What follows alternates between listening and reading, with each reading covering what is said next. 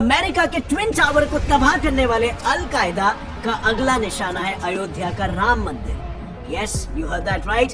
अल Qaeda ने सीधे PM Narendra Modi और यूपी के सीएम योगी आदित्यनाथ को राम मंदिर गिराने की धमकी दे दी है। एंड माइंड यू, ये कोई खोखली धमकियां बिल्कुल नहीं लग रही है कि अल कायदा ने असम में इसकी प्लानिंग करना तक शुरू कर दिया। 1 जनवरी 2024 जैसे ही अमित शाह ने अयोध्या के राम मंदिर के खुलने की तारीख अनाउंस की, इसके जवाब में सीरिया में बैठे अल कायदा ने ये रिलीज किया। ये है अल कायदा का अपना रेडिकल मैगजीन गज़वाए हिंद, जिसके कवर पेज पर बाबरी मस्जिद को फीचर किया है और पीएम मोदी और योगी को ओपनली धमकी दी कि हम राम मंदिर को उड़ा देंगे और उसके जगह पर एक मॉस्क बना देंगे। इतना ही नहीं, इन्होंने इंडियन मुस्लिम्स को भी ये कहकर भड़काने की कोशिश की कि भारत उनके लिए किसी जन्नुम से कम नहीं है और उन्हें अपना हक वहाँ पर नहीं मिलने वाला है, तो भारत से लड़कर ही उन्हें अपना हक मांगना पड़ेगा। पर हमारे पीएम मोदी ने इसे टैकल करने के लिए एक बहुत ही स्ट्रॉन्ग रिप्लाई दिया, ये कहकर कि भारत के मुसलमान बहुत बड़े देशभक्त हैं, वो भारत के लिए जीते और मरते हैं। Indian Muslims will live for India, they will die for India. लेकिन इसके अलावा अल कायदा ने पाकिस्तान को आतंकवाद फैलाने में असफल होने पर भी काफी ताने मारे और कहा कि उन्हें अपनी आतंकवादी गतिविधियों को और भी ज्यादा बढ़ाना होगा। अब फ्रेंड्स, अगर देखा जाए तो शुरुआत से ही इंडिया अल कायदा के प्राइम टारगेट में से एक रहा है और ऐसा खुद अल कायदा के founding father Osama bin Laden ने हमेशा कहा है। अभी हाल ही में बिन लादेन का लिखा हुआ एक खत अमेरिका के CIA ने डिक्लासिफाई किया, जिसमें ओसामा ने ये क्लियरली लिखा हुआ था कि अल कायदा के यूएस पर जंग छेड़ने का सबसे बड़ा रीजन है कश्मीर इशू पर यूएस का इंडिया को सपोर्ट करना। So that explains it all. In fact 1990s में तो ओसामा सूडान में बैठे बैठे इंडिया में आतंक फैलाने के लिए मिलिटेंट्स तैयार कर रहा था, जिसके बाद 2001 में ये train militants Kashmir militant group हरकत उल मुजाहिदीन में शामिल भी हो गए थे। लेकिन अल कायदा यहाँ पर भी नहीं रुका। इनफैक्ट उसने 15 अगस्त 2021 यानी इंडिपेंडेंस डे पर उत्तर प्रदेश की कैपिटल सिटी लखनऊ पर एक बहुत ही बड़ा आतंकवादी हमला प्लान किया। पर थैंकफुली हमले के बस 1 महीने पहले इंडिया के इंटेलिजेंस एजेंसीज और सिक्योरिटी फोर्सेस ने लखनऊ में अल कायदा के 2 स्लीपर सेल्स को पकड़ लिया, जिनका मेजर मकसद था लखनऊ के साथ उत्तर प्रदेश के मेजर सिटीज पर सुसाइड बॉम्बिंग अटैक्स करना। It is said that they were trying to conduct suicide attacks in the run-up to Independence Day.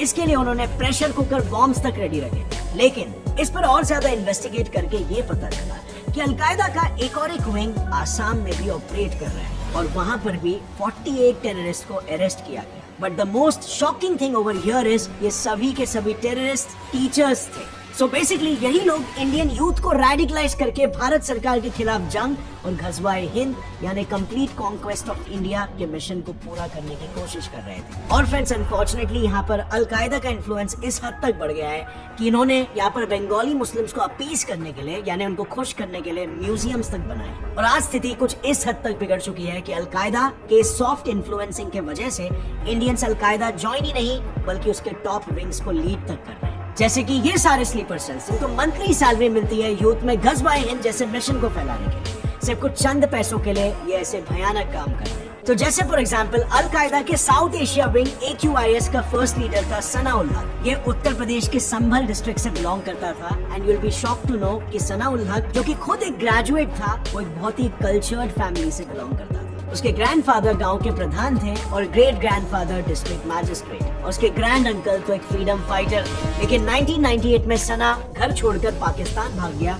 वहाँ कुछ साल वो टेररिज्म से रिलेटेड काफी सारे लिटरेचर को पश्तो भाषा से उर्दू में ट्रांसलेट करता था। फिर वहाँ से वो अफगानिस्तान गया, जहाँ ओसामा ने उसके काम से खुश होकर उसे अल कायदा के प्रोपेगेंडा सेल में एक पोजीशन दे दी। इस सेल में रहकर उसने 4 किताबें लिखी एंड देन कुछ ही महीने में उसे AQIS का लीडर बना दिया।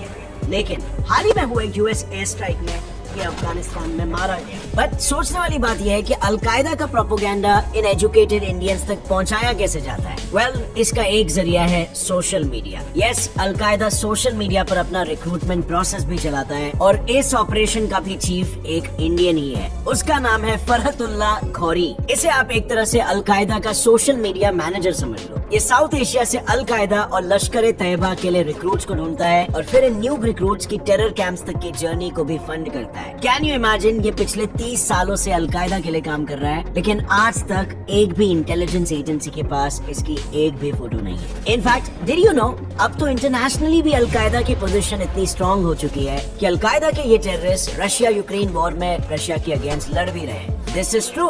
नेटो ने हर एक टेररिस्ट को $1200 से $1500 यानी अराउंड 1 लाख रुपए पर रिक्रूट करके रखा है उनके साइड से जंग लड़ने के लिए। सो बेसिकली इससे मेरा पॉइंट ये है कि it's high time that India should start to retaliate. As a matter of fact हम कर भी रहे हैं। हमने हाल ही में MQ-9 रीपर ड्रोन को खरीदा है। सो बात ये है ना, 2022 में अमेरिकन आर्मी ने अलकायदा चीफ को मार गिराया, लेकिन ये किलिंग स्टाइल बहुत ही इंटरेस्टिंग थी। ज़वाहिरी कैजुअली अपने बालकनी में खड़ा था जब ड्रोन्स ने उस पर एक सटीक निशाना साध कर उसे मार डाला। ये निशाना इतना सटीक था कि उसके आसपास उसके फैमिली मेंबर्स भी मौजूद थे, लेकिन वो बिल्कुल अनहार्म्ड बच निकले। और ये सब हो कैसे पाया? All because of MQ-9 reaper drone, जो अभी फॉर्चुनेटली भारत के पास आ चुका है। बट बिना वेपन्स के भी इंडिया की इंटेलिजेंस ने अलकायदा के मंसूबों को अंजाम देने से रोक रखा है। हाल ही में अलकायदा तो भारत में एक प्लेन क्रैश करवाने वाला था। प्लान बिल्कुल तैयार था, काठमांडू एयरपोर्ट से कोई फ्लाइट को हाईजैक करके उसे दिल्ली के किसी इंपॉर्टेंट बिल्डिंग पर क्रैश लैंडिंग करा देना। लेकिन अगेन राइट टाइम पर इंडियन अथॉरिटीज को इसकी खबर मिली और उन्होंने नेपाल को अलर्ट कर दिया, जिससे पूरे काठमांडू एयरपोर्ट को हाई अलर्ट पर डाल दिया गया और ये हमला टल गया। बट फ्रेंड्स, जहाँ तक अभी राम मंदिर को लेकर दी हुई धमकियों का सवाल है, ये पहली बार नहीं है जब ऐसा हुआ हो। ये एक्चुअली अलकायदा की काफी पुरानी आदत है। जैसे जरा ये सुनो। चार्ली एब्डो एक ही जंग है, चाहे ड्रोन से लड़ी जाए या चार्ली एब्डो के कलम से, IMF और आलमी बैंक की पॉलिसियों के जरिए लड़ी जाए या अक़वाम मुत्तहिदा के कुफरिया चार्टर को मुस्लिम ममालिक पर मुसल्लत करके कैरी लोगर बिल के जरिए लड़ी जाए या सरकारी मुफ्तियों के स्याही उगलते कलम से नरेंद्र मोदी की खून टपकाती जबान से लड़ी जाए या मुसलमानों को जिंदा जला दिए जाने के जरिए से, ये एक ही जंग है। 2014 में अलकायदा चीफ ज़वाहिरी ने एक नया विंग लॉन्च किया called al Qaeda in the Indian subcontinent, AQIS। इसका area of operation India, Bangladesh और म्यांमार था। इस पे टेरर अटैक्स और रिक्रूटमेंट्स कराना इनका काम था। एवर सिंस देन अलकायदा ने इंडिया के सोशल हार्मनी को डिस्ट्रॉय करने की पूरी कोशिश की है। जैसे पिछले साल अप्रैल में इंडिया में हो रहे हिजाब प्रोटेस्ट में आपको याद होगा, ये वीडियो बहुत ही वायरल हुआ था।